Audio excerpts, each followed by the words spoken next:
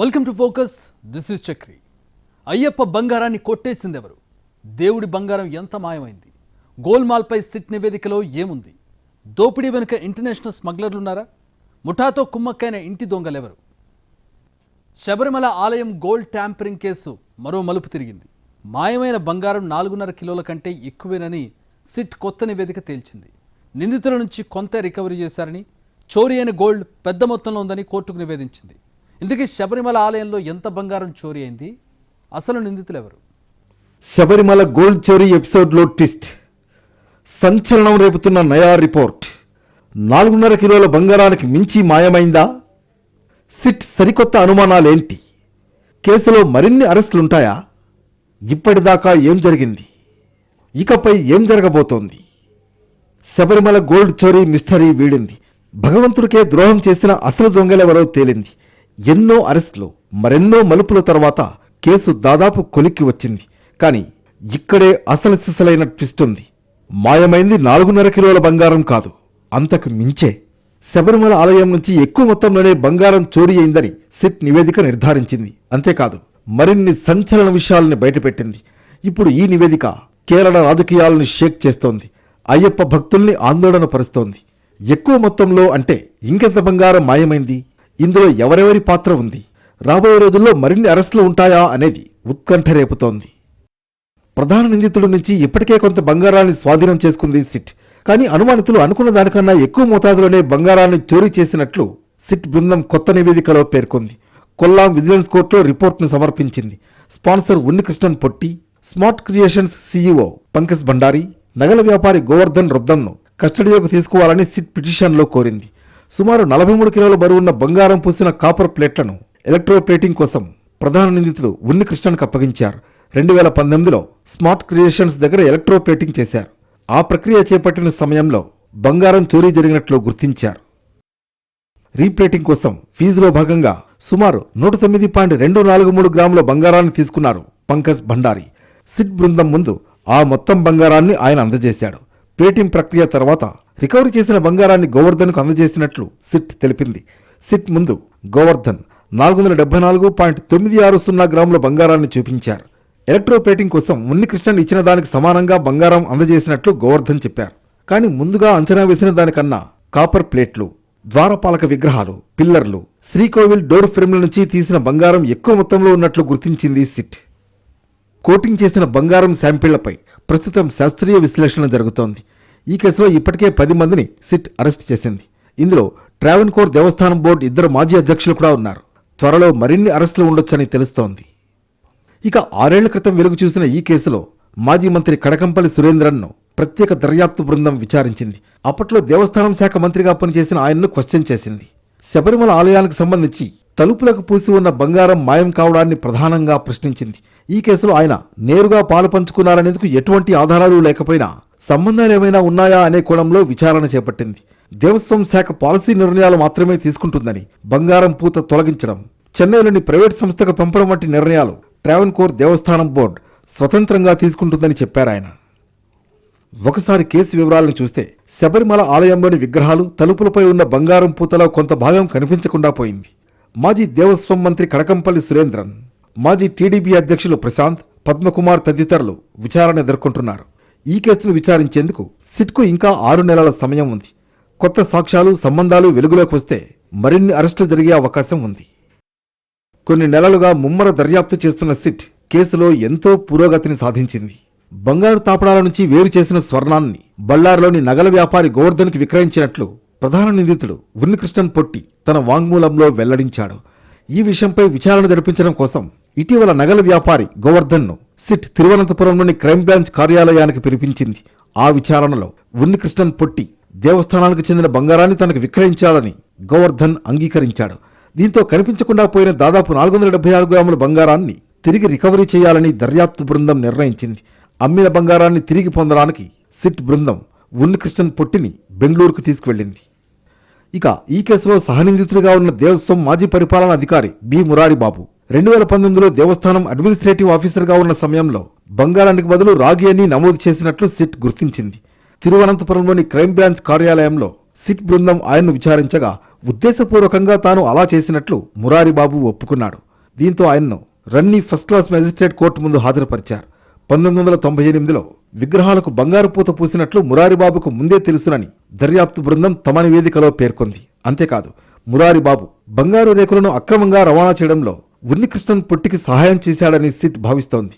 బంగారు రేకుల్ని రాగిగా నమోదు చేసి దాదాపు 2 కిలోల బంగారాన్ని కొట్టేయాలనే మాస్టర్ ప్లాన్లో భాగంగా ఇది చేశారనేది సిట్ బృందం డౌట్. చంగనశ్శేరిలో ఉన్న నివాసంలో మురారిని అదుపులోకి తీసుకున్నారు. ప్రత్యేక దర్యాప్తు బృందానికి బాధ్యత వహిస్తున్న ఏడీజీపీ హెచ్ వెంకటేష్ ఆయన్ను విచారించారు. 2018లో శబరిమల నుంచి బంగారు రేకుల అక్రమ రవాణాకు దోహదపడ్డారనే ఆరోపణలతో పాటు ఇతర కేసుల్లో కూడా నిందితులుగా ఉన్నాడు. అటు దేవస్థానం డిప్యూటీ కమిషనర్గా విధులు నిర్వహిస్తున్న బి మురారిబాబును ట్రావెన్కోర్ దేవస్థానం బోర్డు ఇటీవలే సస్పెండ్ చేసింది. మరోవైపు శబరిమల గోల్డ్ వివాదం కేసులో ఏదైనా కుట్ర జరిగిందా అనే కోణంలో దర్యాప్తు చేయాలని ప్రత్యేక దర్యాప్తు బృందానికి ఇంతకుముందే కేరళ హైకోర్టు సూచించింది. ఈ కేసులో ప్రధాన నిందితుడు ఉన్నికృష్ణన్ పొట్టి వెనుక భారీ శక్తులే ఉన్నాయనే అనుమానం వ్యక్తం చేసింది. దర్యాప్తును వేగవంతం చేయాలని justice Radha Vijaya Raghavan, justice KV జయకుమార్ల ధర్మాసనం ఆదేశించింది. దర్యాప్తు గోప్యతను కాపాడేందుకు సుమోటోగా కొత్త పిటిషన్ను నమోదు చేయాలని హైకోర్టు నిర్ణయించింది. ఆ పిటిషన్లోని ఉన్నికృష్ణన్ పొట్టి, స్మార్ట్ క్రియేషన్ సంస్థలను మినహాయించి బదులుగా ప్రభుత్వం, దేవస్థానం బోర్డు, పోలీసులను దీనిలో చేర్చాలని ధర్మాసనం స్పష్టం చేసింది. కుట్రల్ని పూర్తిగా పరిశీలించాలని సిట్ను ఉన్నత న్యాయస్థానం ఆదేశించింది. ఉన్నికృష్ణన్ పొట్టి ఉద్దేశాలు సరైనవి కాదని సంబంధిత పత్రాలన్నింటినీ పరిశీలించి తుది నివేదికను సమర్పించాలని సిట్కు సూచించింది. ఈ క్రమంలో విచారణను కొనసాగించిన సిట్ సంచలన విషయాలను తెలుసుకుంది. ప్రధాన నిందితుడు అయ్యపాలయ పూజారిగా ప్రచారం చేసుకున్న ఉన్నికృష్ణన్ పొట్టి ఇంటి నుంచి 2 లక్షల రూపాయల నగదును గత అక్టోబర్లో స్వాధీనం చేసుకుంది సిట్. అతని నుంచి పసిడిని కొనుగోలు చేసిన బళ్ళారుకు చెందిన వ్యాపారి గోవర్ధన్ నుంచి 400 గ్రాముల బంగారంతో పాటు కొన్ని పసిడి నాణ్యాలను కూడా స్వాధీనం చేసుకున్నారు అధికారులు. బళ్ళారిలో రొద్దం జ్యువెలరీ పేరుతో వ్యాపారం చేస్తున్న గోవర్ధన్ను అన్ని కోణాల్లోనూ విచారించారు. సిట్ కథనం ప్రకారం 2018లోనే 476 గ్రాముల బంగారాన్ని గోవర్ధన్కు పొట్టి విక్రయించారు. వీరిద్దరి మధ్య పలు ఆర్థిక లావాదేవీలు జరిగినట్లు ఖాతాలు స్పష్టం చేశాయి. వీరు ప్రత్యేక నెట్వర్క్ను ఏర్పాటు చేసుకుని లావాదేవీలు సాగించారు. చెన్నైకి చెందిన స్మార్ట్ క్రియేషన్ మధ్యవర్తిగా వ్యవహరించింది. కల్పేష్ అనే వ్యక్తి ఉన్నికృష్ణన్ పొట్టి సూచనల మేరకు ఈ వ్యవహారాన్ని నడిపించారు. అయితే ఉన్నికృష్ణన్ అభ్యర్థన మేరకు అయ్యప్ప ఆలయం ద్వారానికి మరమ్మతులు చేశానని, ద్వారపాలకుల మరమ్మతుల గురించి తనకేమీ తెలియదని రుద్దం జ్యువెలరీ యజమాని గోవర్ధన్ సిట్కు ఇంతకుముందు వెల్లడించాడు. ఇలా ఎన్నో మలుపులు తిరుగుతూ వచ్చిన ఈ కేసులో సిట్ కొత్త నివేదిక సరికొత్త అనుమానాలను బయటపెట్టింది. అయ్యప్ప స్వామి ఆలయంలో గోల్డ్ మాయంపై కొన్నాళ్లుగా వివాదం ముదురుతోంది. స్పాన్సర్ ఉన్నికృష్ణన్నే కీలక సూత్రధారి, పాత్రధారిగా ఉన్నట్టు తెలుస్తోంది. ఈ విషయంలో కేరళ హైకోర్టు సైతం ఎన్నో సందేహాలు వ్యక్తం చేసింది. ఈ కేసును సుమోటోగా స్వీకరించిన కోర్టు కీలక విషయాలను వెలుగులోకి తెచ్చింది. అసలు గోల్డ్ వివాదం ఏంటి? అయ్యప్ప బంగారం ఎలా మాయమైంది? కేరళలోని ప్రసిద్ధ శబరిమల అయ్యప్ప స్వామి గుడిలో 6 ఏళ్ల క్రితం బంగారం మాయమైంది. గుడిని చూసుకునే ట్రావెన్కోర్ దేవస్వం బోర్డుపై బంగారం దొంగతనం, ఆస్తుల దుర్వినియోగం లాంటి ఆరోపణలు వచ్చాయి. గుడిలోని ద్వారపాలకులు, పీఠాలపై ఉన్న బంగారు పూతను టీడీపీ అధికారులు రహస్యంగా తీసేశారని శబరిమల ప్రత్యేక కమిషనర్ కేరళ హైకోర్టుకు నివేదించడంతో వ్యవహారం బయటపడింది. మరమ్మతుల కోసం చెన్నైకి పంపినట్లు ఆయన కోర్టుకు తెలిపారు. 2018లో ఇలాగే మరమ్మతు చేసినప్పుడు కూడా బంగారం బరువులో తేడాలు వచ్చాయి.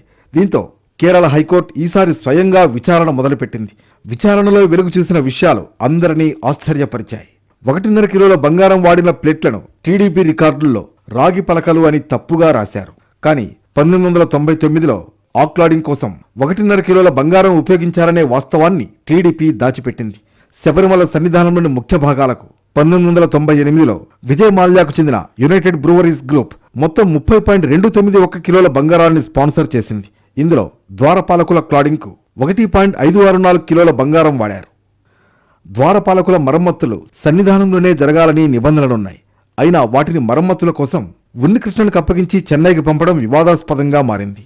2018లో వస్తువులను అందుకున్న ఉన్నికృష్ణన్ వాటిని మరమ్మతు సంస్థకు పంపడానికి ముందే 1 నెల రోజులు తన దగ్గరే ఉంచుకుని చెన్నై, బెంగళూరులో నిధుల సేకరణ కార్యక్రమాలు నిర్వహించాడు. ఈ కార్యక్రమాల్లో నటుడు జయరాం కూడా పాల్గొన్నాడు. 2018లో మరమ్మతు తర్వాత తిరిగి వచ్చిన వస్తువుల బరువులో ఏకంగా 4.5 కిలోల బరువు తగ్గింది. కానీ బోర్డు దీన్ని పట్టించుకోలేదు. 2023లోనూ బంగారం పూత మరమ్మతు బాధ్యతను ఉన్నికృష్ణన్ పొట్టి అనే వ్యాపారవేత్తకు అప్పగించారు. ఆరోపణలు చాలా తీవ్రమైనవని గుర్తించిన హైకోర్టు ఈ మొత్తం వ్యవహారంపై దర్యాప్తు చేయడానికి సిట్ ఏర్పాటు చేసింది. అంతేకాదు గుడిలోని ఆస్తుల విలువను లెక్కించడానికి ఒక మాజీ న్యాయమూర్తిని కూడా నియమించింది. ఈ స్కామ్పై ప్రతిపక్షాలు కేరళ అసెంబ్లీలో పెద్ద ఎత్తున నిరసన వ్యక్తం చేశాయి. వెంటనే దేవాదాయ శాఖ మంత్రి రాజీనామా చేయాలని డిమాండ్ చేశాయి. టీడీపీ నిర్లక్ష్యం, తప్పుడు రికార్డుల నమోదు, విలువైన ఆస్తుల విషయంలో గోప్యత పాటించడంపై హైకోర్టు మండిపడింది. కొన్ని విగ్రహాల బంగారు తాపడాన్ని తొలగించాలనేందుకు సాక్ష్యాలు ఉన్నాయని స్పష్టం చేసింది. భక్తుల విరాళాలతో విగ్రహాలకు బంగారు, వెండి తాపడం చేయించడం దేశంలోని అనేక దేవాలయాల్లో సాధారణంగా జరిగే వ్యవహారమే. ఏటా లక్షలాది మంది యాత్రికులు దర్శనానికి వచ్చే శబరిమల ఆలయంలో ఈ దొంగతనం జరగడం అందరినీ ఆశ్చర్యపరిచింది. ఈ విషయంపై దర్యాప్తు జరిపేందుకు కేరళ హైకోర్టు ప్రత్యేక దర్యాప్తు బృందాన్ని ఏర్పాటు చేసింది. బంగారం మాయం కావడంపై పోలీసులు విచారణ మొదలుపెట్టారు. తొలుత ఆలయ మాజీ సహాయ పూజారితో పాటు మరో 3 అరెస్టు చేశారు. గత సెప్టెంబర్ నుంచి దర్యాప్తును పర్యవేక్షిస్తున్న 2 న్యాయమూర్తుల బెంచ్ ఈ కేసులో క్రమం తప్పకుండా విచారణలు చేస్తూ వస్తోంది. ప్రస్తుతం వివాదం ఆలయంలోని ద్వారపాలక విగ్రహాల చుట్టూ తిరుగుతోంది. ఆలయాధికారుల రికార్డులు, పాత కొత్త ఫోటోలు, సిట్ సమర్పించిన ఆధారాలను పరిశీలించిన జస్టిస్ వి రాధా విజయరాఘవన్, కెవి జయకుమార్లతో కూడిన బెంచ్ దీన్ని అయ్యప్ప స్వామి పవిత్రాభరణాల దోపిడీకి సంబంధించిన అసాధారణ కేసుగా పేర్కొంది. విగ్రహాల మరమ్మతులకు సంబంధించిన పూర్తి ఫైళ్లు, రికార్డులను సమర్పించాలని ఆలయ అధికారులను ఆదేశించింది. ఆలయ నిర్వహణను చూసే ట్రావెన్కోర్ దేవస్వం బోర్డు ప్రధాన నిందితుడైన సహాయ పూజారి ఉన్నికృష్ణన్ పొట్టికి 2018 జూలైలో విగ్రహాలపై కొత్త బంగారు తాపడానికి అనుమతిచ్చినట్లు కోర్టు చెప్పింది. 2 నెలల తర్వాత విగ్రహాలు తిరిగి తెచ్చినప్పుడు వాటి బరువు తూకం వేలేదు. ఆ తర్వాత జరిగిన దర్యాప్తులో ఆ విగ్రహాలు మునుపటి కంటే తేలికగా ఉన్నట్లు తేలింది. సిట్ దర్యాప్తులో విగ్రహాల పీఠాలు, తలుపులు, ఫ్రేముల నుంచి కూడా బంగారం అదృశ్యమైనట్లు తేలింది. 2019 నుంచి ఇప్పటి వరకు 4.54 కిలోల బంగారం మాయమైందని కోర్టు పేర్కొంది. సాధారణంగా ఆలయం లోపలే మరమ్మతులు చేయించాల్సి ఉండగా విగ్రహాలను బయటకు తీసుకువెళ్లేందుకు ఉన్నికృష్ణన్ పొట్టికి అనుమతి ఇవ్వడం అసాధారణమని కోర్టు గమనించింది. విలువైన వస్తువులు ఆయనకు అప్పగిస్తున్నప్పుడు దేవస్థానం బోర్డు వాటిని బంగారు తాపడం పలకల బదులుగా రాగి తాపడం పలకలుగా పేర్కొందని తెలిపింది. దీనిపై కోర్టు తీవ్రంగా స్పందిస్తూ మరమ్మతుల తర్వాత ఉన్నికృష్ణన్ పొట్టికి 474.9 గ్రాముల బంగారం తన దగ్గర ఉంచుకునేందుకు అనుమతించినందుకు బోర్డుపై తీవ్ర విమర్శలు చేసింది. ఉన్నికృష్ణన్ బోర్డుకు పంపిన ఒక ఇమెయిల్లో ఆ మిగులు బంగారాన్ని తనకు పరిచయమైన ఒక అమ్మాయి వివాహానికి ఉపయోగించేందుకు అనుమతించమని కోరడంపై కోర్టు తీవ్రంగా స్పందించింది. ఏ స్థాయిలో అవకతవకలు జరిగాయో ఇది వెల్లడిస్తోందని సీరియస్ అయింది. ఆ తర్వాత ఉన్నికృష్ణన్ పొట్టిని పోలీసులు అరెస్టు చేసి జ్యుడిషియల్ కస్టడీకి పంపారు. ఆయన అరెస్ట్ అనంతరం కోర్టు బయటకొచ్చే సమయంలో తనను ఇరికించారని, నిజం బయటపడుతుంది, నన్ను ఇరికించిన వారు చట్టం ముందు నిలబడక తప్పదు, ప్రతి విషయం బయటపడుతుందంటూ కేకలు వేశాడు. ఇటీవల పోలీసులు దేవస్వం బోర్డు అధికారులను 2 అరెస్ట్ చేశారు. బోర్డు అధ్యక్షుడు పిఎస్ ప్రశాంత్ కూడా విచారణ ఎదుర్కొంటున్నారు. గతంలో ఆయన ఈ వ్యవహారంలో బోర్డుకు ఎటువంటి సంబంధం లేదు అని చెప్పారు. తాను పూర్తిగా విచారణకు సహకరిస్తున్నానని, నిందితులందరూ చట్టం ముందుకు రాక తప్పదన్నాడు. ఈ దర్యాప్తును పూర్తి చేయడానికి సిట్కు కోర్టు 6 వారాల గడువు ఇచ్చింది. ఈ వ్యవహారంలోని నిందితులు ఎంతటి వారైనా ఏ స్థాయిలో ఉన్నా వదిలిపెట్టమని కోర్టు చెప్పింది. ఉన్నికృష్ణన్ 2018లోనే బంగారం చోరీ చేస్తే అప్పటి నుంచి ఇప్పటిదాకా టీడీపీ సభ్యులు ఎందుకు ఈ మోసాన్ని గుర్తించలేదు అనే అనుమానాలు తెర మీదకొస్తున్నాయి. ఈ వ్యవహారంలో లోపం ఎక్కడ ఉంది? ఉన్నికృష్ణన్కు ఇంటి దొంగల మద్దతుందా అనే కోణంపై సిట్ దర్యాప్తు చేసి బోర్డు సభ్యుల వాంగ్మూలాలు సేకరిస్తోంది. అంతేకాదు ఇప్పటికే 2019, 25 మధ్య సంవత్సరాల్లో జరిగిన బోర్డు మీటింగ్లలో మినిట్స్ వివరాలను కూడా సిట్ స్వాధీనం చేసుకుంది. దాని ఆధారంగా బోర్డు సభ్యులను విడివిడిగా లేదంటే కలిపి విచారించేందుకు అవకాశం ఉన్నట్లు తెలుస్తోంది. అలాగే ఉన్నికృష్ణన్ తరచుగా శబరిమలకు బంగారం, నగదు విరాళమిచ్చే సంపన్న భక్తులతో మంచి సంబంధాలు ఏర్పాటు చేసుకున్నట్లు సిట్ గుర్తించింది. పైగా అతడు కేవలం దేవాలయం బంగారం మాత్రమే కాకుండా ఆలయ భూముల అంశంలో కూడా తలదూర్చినట్లు సిట్ తేల్చింది. ఇలా అక్రమంగా సంపాదించిన మొత్తంతో కేరళలోనే కాక బెంగళూరు వంటి సిటీల్లో కూడా తన పేరిట బినామీల పేరు మీద భవనాలు, భూములను కొనుగోలు చేసినట్లు గుర్తించింది సిట్. వీటి విలువ ఇప్పుడు కోట్ల రూపాయలు. దర్యాప్తు విషయంలో కేరళ ప్రభుత్వంపై విమర్శలు వెల్లువెత్తుతున్నాయి. సిట్ ఎంక్వైరీ మెల్లగా జరుగుతోందని విపక్షాలు ఆరోపిస్తున్నాయి. కేసును సీబీఐకి అప్పగించాలని డిమాండ్ చేస్తున్నాయి. అయితే సీబీఐ దర్యాప్తు అవసరం లేదని కేరళ సీఎం విజయన్ స్పష్టం చేశారు. మరోవైపు ఈ కేసులో త్వరలో ఈడీ ఎంటర్ కాబోతోంది.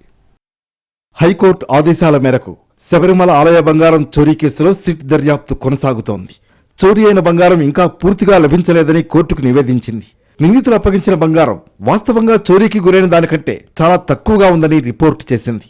నిజానికి బంగారం చోరీతో సంబంధం ఉన్న వ్యాపారిని సిట్ అధికారులు విచారించారు. కానీ అతన్ని ఇంకా నిందితుడిగా పేర్కొనలేదు. అంతేకాదు దర్యాప్తులో వేగం లేకపోవడం, ఉన్నతాధికారులను విచారణ పరిధిలోకి తీసుకురాకపోవడంపై అసంతృప్తి వ్యక్తం చేస్తున్నాయి విపక్షాలు. సీబీఐ దర్యాప్తును కోరుతున్నాయి. ఈ కేసులో సిబిఐ దర్యాప్తు డిమాండ్లను కేరళ సీఎం విజయన్ తోసిపుచ్చారు.